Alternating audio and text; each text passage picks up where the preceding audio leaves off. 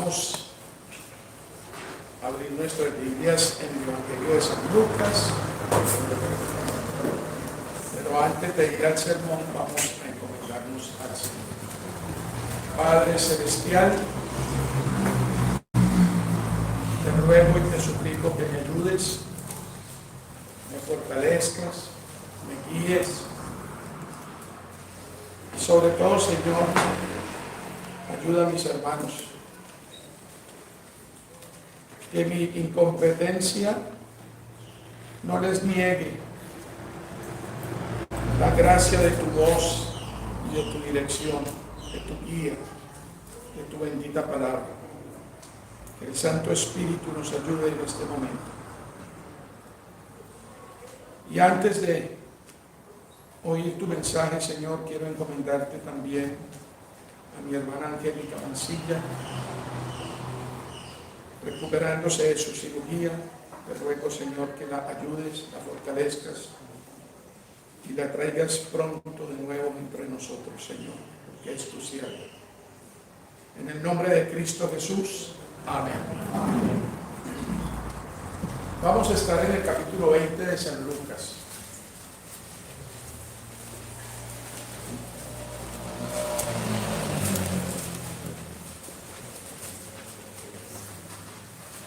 Quienes escucharon el podcast esta mañana ya conocen el tema, conocen lo que vamos a exponer esta mañana. Y antes de ir al texto, quiero que pongan su mirada en el capítulo 19, especialmente en los versículos 45 y 46.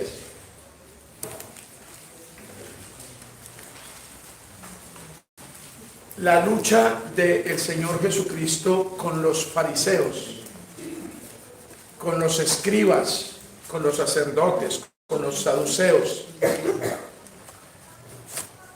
No fue tan simple como a veces a nosotros nos parece. Eso fue complicado. Y fue un conflicto que vivió el Señor durante sus 3 años de vida pública. Y no solo experimentó el rechazo a su doctrina, sino que siempre estuvieron al acecho tratando de encontrar algo de lo cual pegarse para acusarlo, para sacarlo del medio, para matarlo. Aquí en San Lucas 19, versos 45 y 46 dice: y entrando en el templo comenzó a echar fuera a todos los que vendían y compraban en él, diciéndoles: escrito está, mi casa es casa de oración, mas vosotros la habéis hecho cueva de ladrones. ¿Ustedes se imaginan esa escena? ¿Ustedes se imaginan a Cristo volcando las mesas de los cambistas, echando las monedas y la plata por el suelo y azotándolos y diciéndoles: salgan de aquí, esta no es la función del templo, para esto no se hizo esto? Porque ese negocio era un negocio de la familia de Caifás, era el negocio del sumo sacerdote.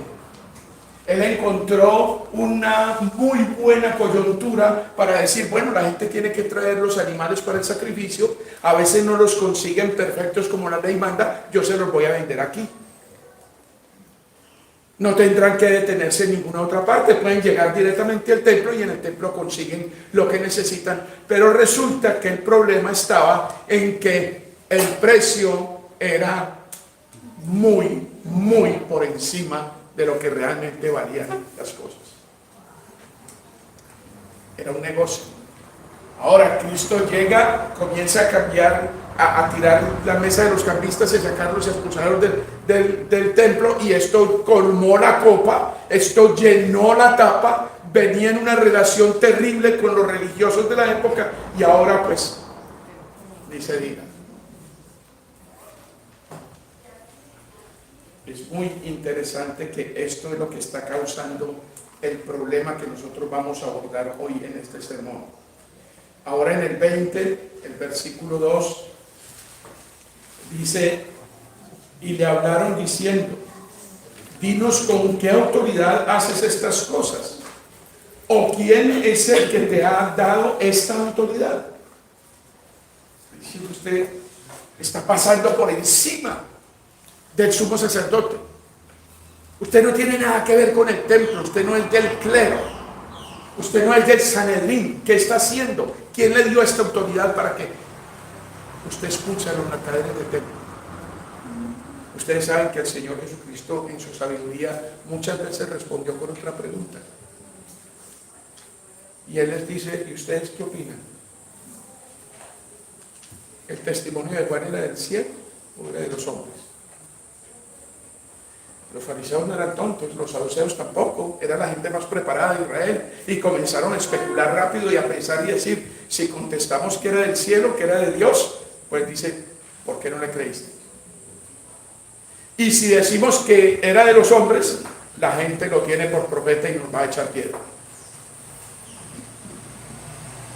Una vez más, el Señor Jesucristo deja a los sabios de este mundo mudos, sin palabra, como quedan casi todos los que se proponen ridiculizar las cosas de Dios. En el versículo 4 estamos mirando lo que antecede a lo que vamos a considerar hoy. Dice el bautismo. Bueno, esa es la pregunta, lo que les acabo de decir. Vamos al versículo 13. En el versículo 13 empieza el Señor a contarles una historia, a hablar en una parábola, y habla de una viña de un propietario que se va y la encarga o la arrienda a unas personas. Y estas personas, cuando ven que el dueño de la viña envía a alguien para que pregunte cómo va el asunto, ellos lo reciben a palos, le echan los perros bravos, no los dejan arrimar y los devuelven sin ninguna razón, sin explicarles nada, sin decirles nada, sin rendir cuentas. Él mandó uno, mandó al otro, mandó un tercero, mandó varios. Esto significando a los profetas que el Señor envió a su pueblo en los tiempos antiguos. A casi todos los mataron. A casi todos los pusieron en la cárcel, a casi todos los maltrataron.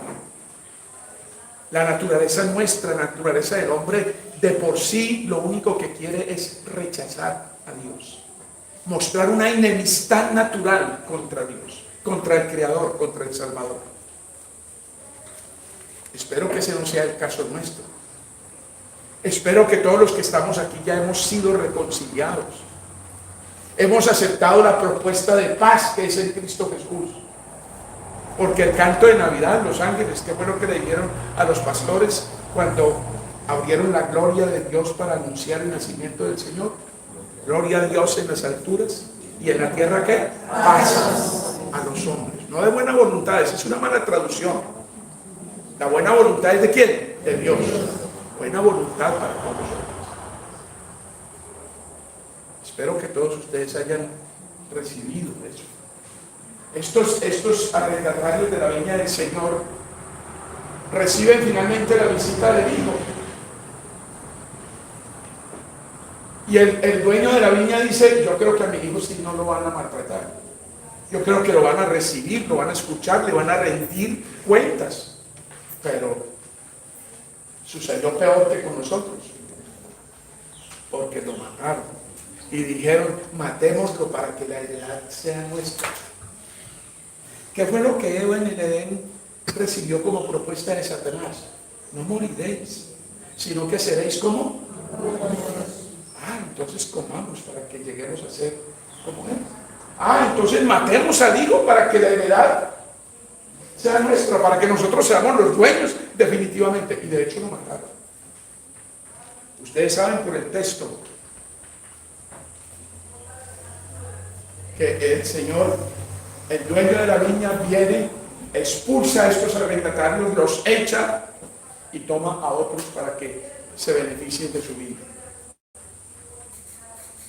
El pueblo de Israel es desechado,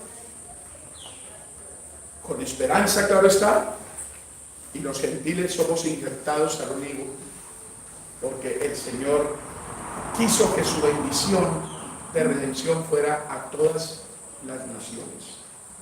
Entonces todo esto, esta parábola exacerbó los ánimos de los escribas y los fariseos y dijo, nos está echando a nosotros toda la culpa, nos está denunciando públicamente, le está diciendo al pueblo quiénes somos. Esa es una radiografía de lo que nosotros somos. Ellos lo entendieron.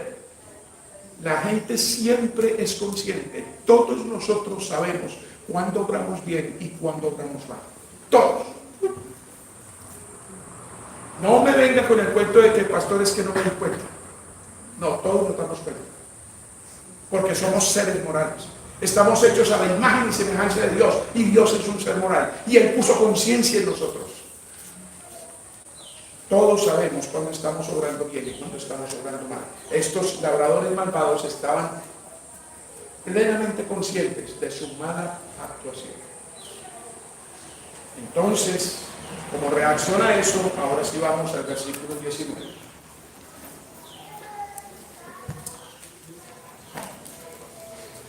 Estando ya en el ambiente necesario, y el versículo 19 dice, procuraban los principales sacerdotes.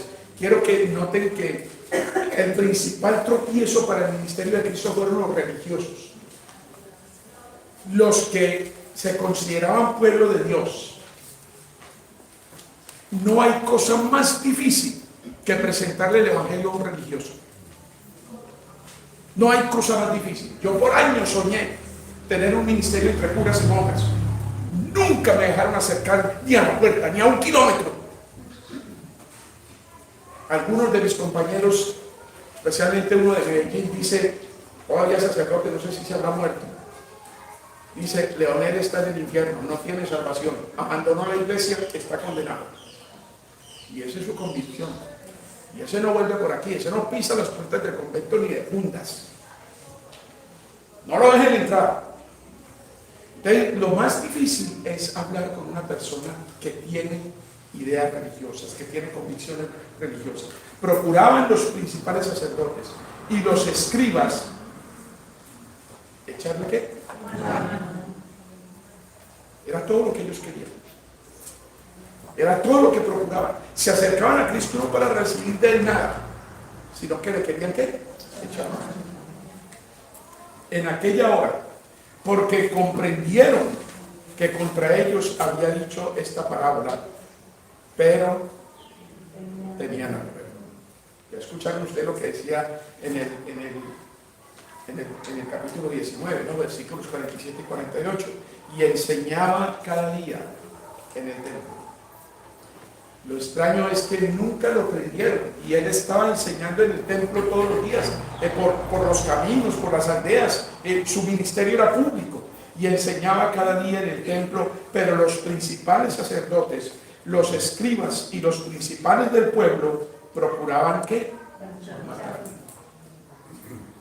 Y no hallaban nada que pudieran hacerle, porque todo el pueblo estaba, aquí dice suspenso. ¿Saben qué quiere decir esa palabra? Estaba admirado, estaba perplejo, estaban atónitos, estaban completamente asombrados de la doctrina del Señor, de su predicación. El pueblo lo amaba y por eso lo oía.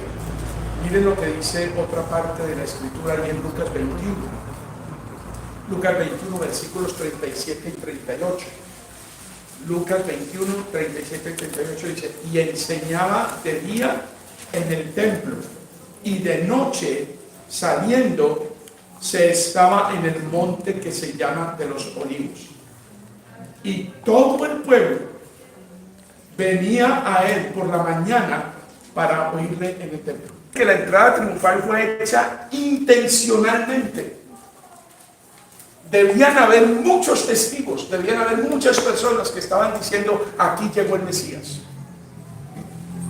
Ahora, Jesús todos los días en el templo, todas las noches se iba al monte de los Olivos a orar y de pronto a reposar un poco. Todo el mundo sabía su rutina, todo el mundo lo conocía. Yo no sé por qué necesitaron un Judas que les dijera dónde estaba y quién era. Era absolutamente conocido, pero todo era una treta, todo era una farsa. Su vida era de dominio público. Las demás cosas eran puros pretextos. Mucha gente hoy en día sabe que los cristianos evangélicos tenemos la razón en cuanto a soteriología se dice, o se habla, o se predica. Saben que tenemos razón en muchas cosas. Algunos de ellos ven la conducta, ven el comportamiento, ven la actitud de los cristianos y dicen, en esta gente algo raro pasa. De hecho, yo no sé si a ustedes les ha pasado, pero a mí me ha pasado. Se me acerca una persona y me dice, oiga, ¿usted qué religión profesa? Y yo le pregunto, ¿y por qué me pregunta eso? Dice, porque es que usted es distinto. ¿No les ha pasado? A mí sí me ha pasado eso. Me han dicho eso. La gente comienza a ver que hay algo especial en los cristianos, que Dios obra en ellos, que alumbran. Sin embargo, muchas veces te contestan cuando tú les dices, tú también puedes llegar a ser como yo, si haces esto, si crees en el Evangelio, y comienzas a compartir y ellos dicen, para. Gracias, yo solo tenía curiosidad de saber quién era usted, pero yo nací católico, mi abuela fue católica, mi bisabuelo fue católico, mi papá fue católico, mi tío fue católico, y yo voy a morir católico. De paso, yo no sé si escucharon al nuevo Papa, cuando dice que está diciéndole a los gobiernos del mundo que restringan la proliferación de iglesias cristianas en sus países. Porque hay una sola iglesia, y esa sola iglesia es la Iglesia Católica de Roma. Eso acaba de decir el nuevo Papa. Se nos viene un hombre globalista, se nos viene un hombre universalista que le va a hacer juego a todas las ideas del posmodernismo que hoy están reinando.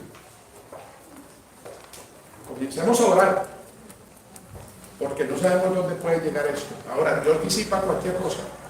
No hay poder más alto que el de Dios, y Dios es el que gobierna, y Dios es el emperador, y Dios es el pontífice Maximus, no ningún ser humano sobre la tierra. Entonces estamos aquí en Lucas mirando esto que está aconteciendo al Señor Jesucristo, y sigamos en Lucas 20, volvamos al versículo 21, 20, y por favor ayúdenme a leer porque ya mi voz está pidiendo auxilio. 20, vamos todos. Y espías que se simulasen justos, a fin de sorprenderle a la misma palabra, para negarle el poder y la autoridad del gobernador. Yo entendí que simulasen injustos. Justos.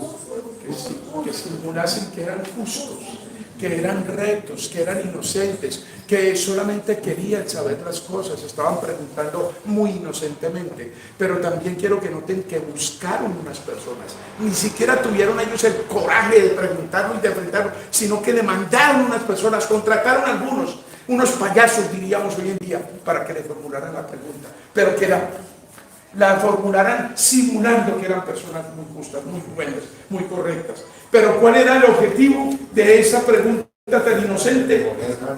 Ponerlo en las manos de Poncio Pilato. Era todo lo que querían, era todo lo que buscaban. Ojo con la intriga, comiencen a mirar cómo la intriga es malévola y solo es del diablo. ¿A usted le gusta intrigar? Usted comienza a lanzar cositas de un lado a otro para llegar y lograr un objetivo perverso. Cuidado con eso, porque eso es solo del diablo y de los inconversos. Versículo 21. Y le preguntaron diciendo, todos vamos, y le preguntaron diciendo, Maestro, sabemos que dices y enseñas rectamente, y que no haces acepción de personas, sino que enseñas el camino de Dios con verdad. Estos actores habían aprendido su papel perfectamente. ¿Con qué llegaron? Llegaron con adulación. Como diríamos nosotros hoy en día en nuestro lenguaje coloquial, le presentaron la zanahoria antes del varapazo. Comenzaron a dudarlo, comenzaron a decirle, maestro, sabemos que dices y enseñas rectamente. Pero lo que no sabían ellos era que con esa adulación fraudulenta, lo que estaban haciendo era reconociendo el carácter santo y consagrado de Cristo. Y esto también nos dice que entre los fariseos, entre los religiosos, los sacerdotes, ya la fama de Cristo estaba circulando, ya se estaba diciendo. ¿Ustedes se acuerdan de Nicodemo? Era uno de los fariseos principales, ¿no es cierto? Y allá en San Juan, capítulo 3, versículo 2, ¿qué es lo que dice Nicodemo al Señor Jesucristo un día que lo busca por la noche? Dice, este vino a Jesús de noche, Juan 3:2, y le dijo, Rabí, sabemos que la venida de Dios, que has venido de Dios como maestro, porque nadie puede hacer estas señales que tú haces si no está Dios con él. O sea que esto ya se comentaba. Ya habían unas personas más sensibles que otras dentro de los sacerdotes y dentro de los escribas en el Sanedrín. Yo creo que habían unas discusiones tremendas, porque unos decían, no, es un impostor, es un falso, es un peligro para la nación. Y otros decían, cuidado. Nadie hace las cosas que él hace si no viene de parte de Dios. Entonces estos adoradores no se estaban inventando eso, no, estaban hablando de lo que ya se decía en muchos círculos. Y sin quererlo estaban mostrando las virtudes del carácter de Cristo. ¿Qué querían con esa adoración? ¿Qué querían con esa zanahoria? Querían ablandarlo. Querían hacerlo más vulnerable, querían hacerlo más susceptible para que él cayera fácilmente en la trampa. Eso era todo lo que querían, todo era una argucia para que él tropezara, para lograr asestar el golpe certero. Creo que entre los fariseos y los saduceos había un conflicto muy grande y con razón la mayoría de ellos estaban muy temerosos. Todo esto nos permite entender la malicia y la maldad del ser humano. Todo esto nos permite a nosotros mirar que no nos debemos contentar con una apariencia religiosa. Tengan mucho cuidado con las afectaciones de piedad. Yo les he contado que una vez estábamos en una reunión de oración y una señorita, una muchacha, una señora tal vez, dice, no es por nada, yo no quiero hablar mal de mi hermana, pero oremos por mi hermana porque esto, y esto, y esto, y esto, y esto. Oremos. Eso es lo que se llama una afectación de falsa piedad.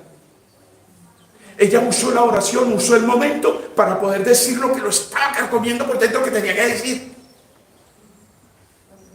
Y en aras de la oración, habló mal de su prójimo. Afectaciones de piedad. Aquí los fariseos se están presentando como una dulce paloma, están haciendo una pregunta completamente adornada de piedad, pero con el fin de pescar al Señor Jesús y tomarlo preso y entregarlo a Pilatos.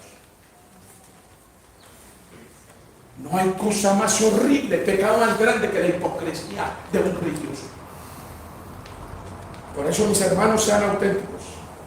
Por eso, mis hermanos, no duden que Dios los conoce como son. No tienen por qué aparentar nada. Porque Dios sabe quiénes son ustedes. El Señor sabe quién soy yo.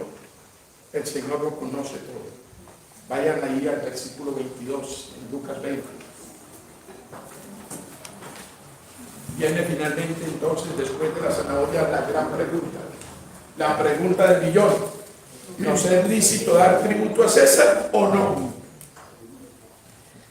No pagar impuestos al Imperio Romano era un delito, un crimen, se pagaba con cárcel. Entonces, miren cómo pusieron al Señor entre la espada y la pared. Qué disyuntiva tan tremenda.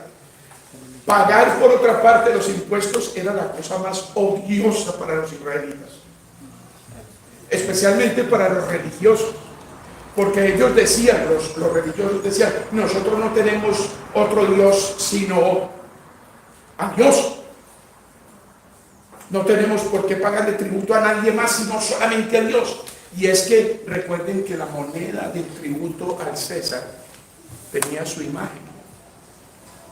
Y no solamente tenía la imagen del César, sino que tenía sus virtudes. Y ¿saben una de las cosas que decía del César? Decía que era Salvador y Señor. Entonces no solamente se trataba de un problema económico, un problema de gobierno, un problema civil, sino que se trataba de un problema también de ética, de moral y de religión. Según los religiosos judíos, era imposible que Jesús de Nazaret escapara a esta trampa. No se le veía salida alguna. Por ambos lados estaría condenado, porque si él decía hay que pagarle tributo al César, la mayoría de ellos, especialmente los galileos, lo iban a odiar.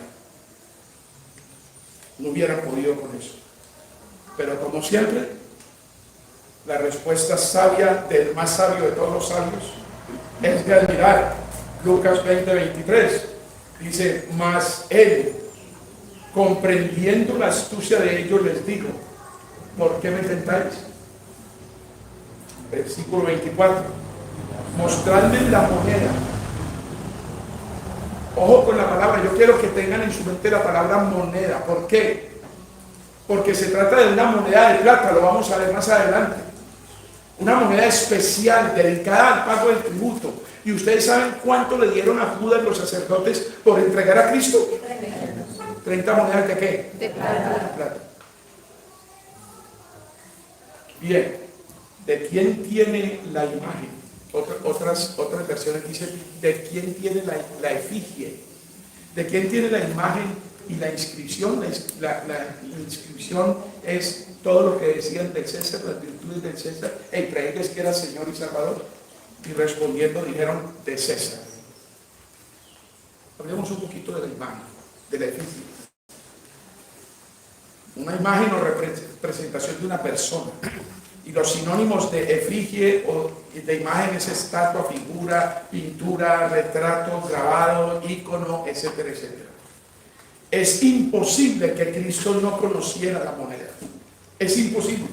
Pero quiso asegurarse que su respuesta sería bien entendida por todos. Y Cristo siempre le hablaba a los judíos de acuerdo al trasfondo de conocimiento que ellos tenían. Esto de la moneda es muy importante. Es una moneda de plata. Su valor, un denario, es decir, el salario de un día de trabajo. Tenía la imagen o tenía la efigie del emperador romano y sus títulos. Y no solo se trataba de un instrumento legal de comercio o de tributo. Era además idolatría pura, una blasfemia. Vamos a Lucas capítulo 15, rápidamente. Lucas 15.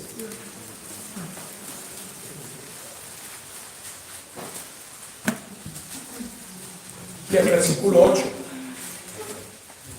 Yo estoy sin reloj y tengo disculpa para Lucas. Lucas 15, versículo 8. Ayúdenme todos. Lucas 15, 8. ¿O qué mujer que tiene 10 dracmas, si pierde una dracma, no extiende la lámpara y barre la casa y busca con diligencia hasta encontrarla? ¿Por qué les traigo este versículo? Dracma. La palabra dracma en griego es moneda de plata. ¿No es cierto? Denario en latín, en el idioma de los romanos, el salario de un día. En Lucas 20:25 entonces dice el Señor: pues entonces den al César lo que es del César y a Dios lo que es de Dios.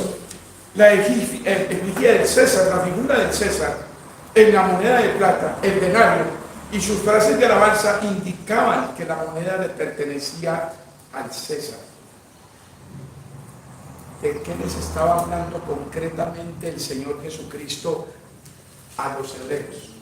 Les estaba hablando de Génesis capítulo 1. Les estaba diciendo: el Señor nos creó a su imagen y semejanza. El primero que tuvo una moneda, por así decirlo, acuñada con su efigie, con su imagen, fue Dios. Nos hizo a su imagen y semejanza. Nosotros somos la moneda de Dios. Nosotros somos el tributo de Dios. No hay otra forma de entender esto. Y creó Dios al hombre a su imagen y semejanza. A imagen de Dios lo creó, varón y hembra los creó.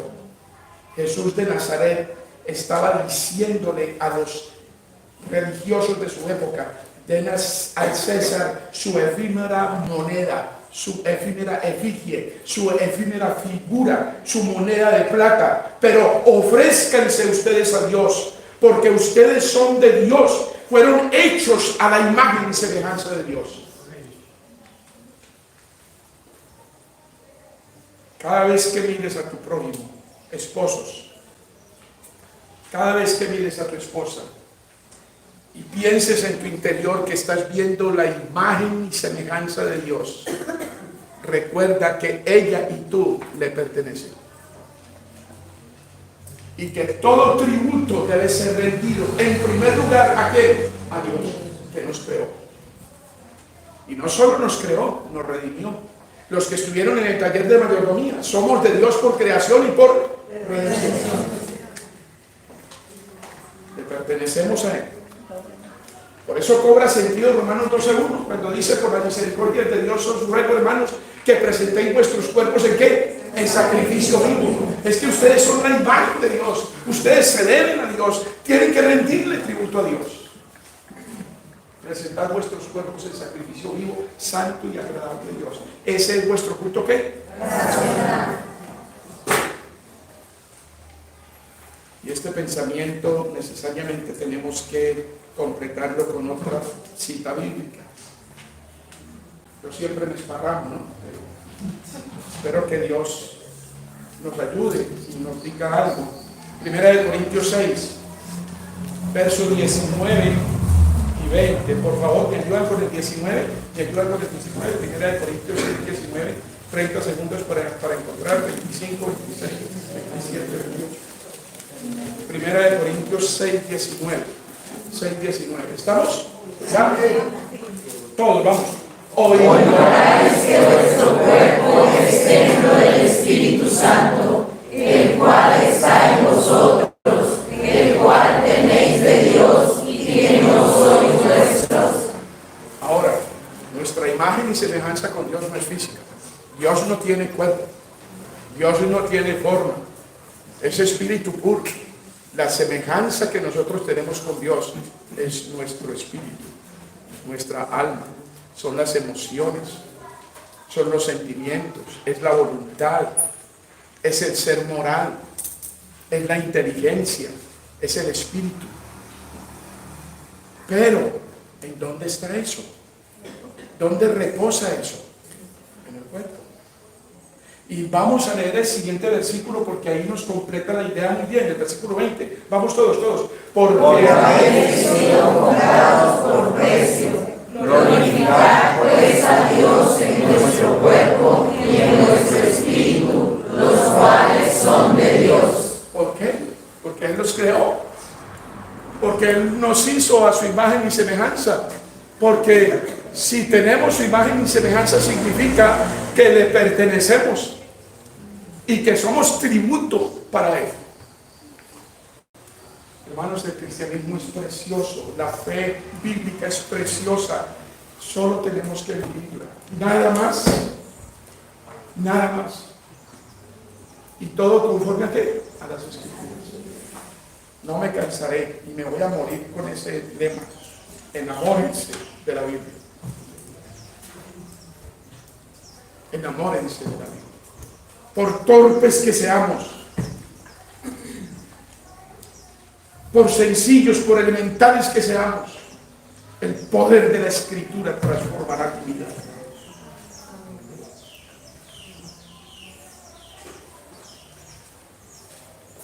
¿Qué es lo que no podemos entregar al César? Nuestros cuerpos. ¿Qué es lo que no podemos entregar al César? Nuestras almas. ¿Por qué? Porque son de Dios, por creación y por redención. Y nosotros somos el tributo para Dios. Ese es nuestro culto racional.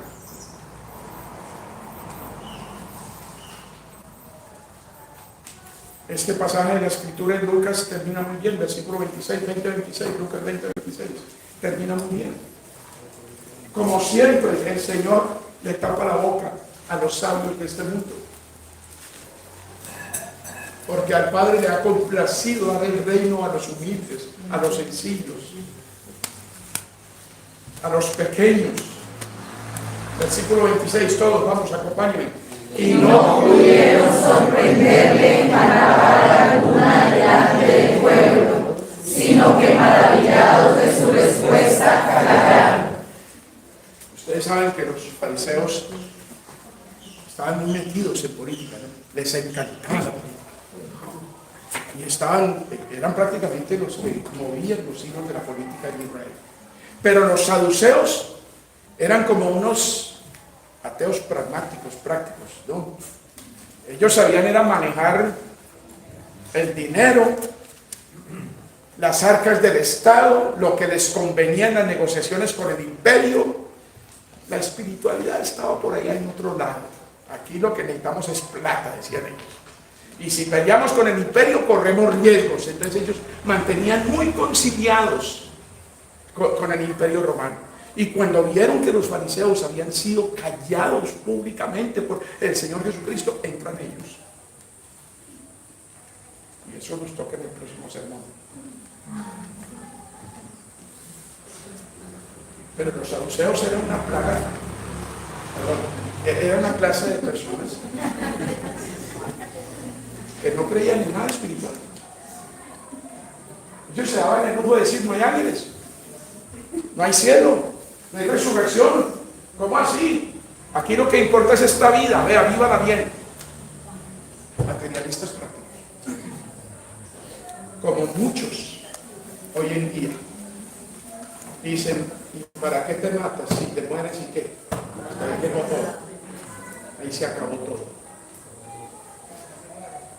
Pero sin embargo, esos que dicen así, se matan para acumular. Porque solo descansan cuando tienen una cuenta bancaria así de gorda, ¿no? Y quieren más, y quieren más, y quieren más, y quieren más, y quieren más. El Dios dinero, el amor al dinero, es lo que causa todos los males. Todos los males. ¿El país va mal? ¿Están asustados con el país? El amor al dinero. ¿Qué es el narcotráfico? Amor al dinero. ¿Qué es la corrupción gubernamental? Amor al dinero. ¿Qué es la violencia e inseguridad en las ciudades? Amor al dinero. Todo es amor al dinero. Todo es amor a la plata. El Dios plata, el Dios dinero. Y a veces nosotros los cristianos le rendimos pleitesía a ese Dios falso. Plata, plata, plata, plata, plata. Pastor, no tengo tiempo. Pastor, tengo que trabajar. Pastor, tengo que hacer. Pastor, tengo que... Ustedes saben, no se imaginan. Plata, plata. ¿Usted sabe quién es el dueño de la plata? ¿Usted sabe quién hizo el oro? ¿Usted sabe quién le da la salud? ¿Usted sabe quién le da el empleo?